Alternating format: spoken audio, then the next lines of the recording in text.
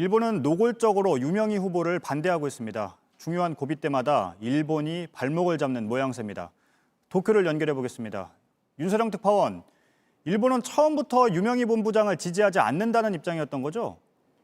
네, 일본의 전략은 처음부터 anything but Korea, 그러니까 한국만 아니면 된다는 거였습니다.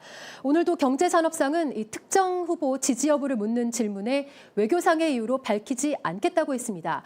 하지만 국제기구 수장으로서 급이 맞지 않는다는 등 유 후보를 깎아내리는 발언은 공공연하게 흘러나왔습니다. 선거 막판이 되자 이제는 아예 이 한국 후보 지지는 있을 수 없다는 말까지 나왔습니다. 네. 이렇게까지 반대하는 이유가 도대체 뭡니까? 네, 유 본부장이 지난해 일본의 수출 규제 조치를 WTO에 제소한 당사자라는 겁니다.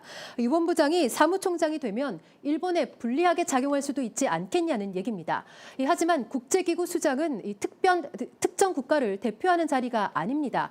한국 측이 사안은 공정하게 처리하겠다며 지지를 요청했지만 일본 측은 믿을 수 없다는 입장이었다고 합니다. 사실 국제사회에서 일본이 발목을 잡은 건 이번이 처음이 아니잖아요. 네, 지난 6월 이 트럼프 대통령이 G7 주요 7개국 정상회의에 한국을 포함시키자고 제안했을 때도 일본은 반대를 했습니다. 당시 정부 대변인이었던 현 스가 총리 말을 들어보겠습니다. 議長国である米国や G7 各国と議論してきておりますが、我が国としては G7 の枠組みそのものを維持することは極めて重要であると考えています。 그런데 국제기구 수장 등을 뽑을 때 이렇게 대놓고 특정 후보를 반대하는 게 통상 있는 일입니까? 네, 사실 이 국제기구 수장을 뽑는 선거에서 이 특정 국가에 대한 호불호를 드러내는 것은 매우 드문 일입니다.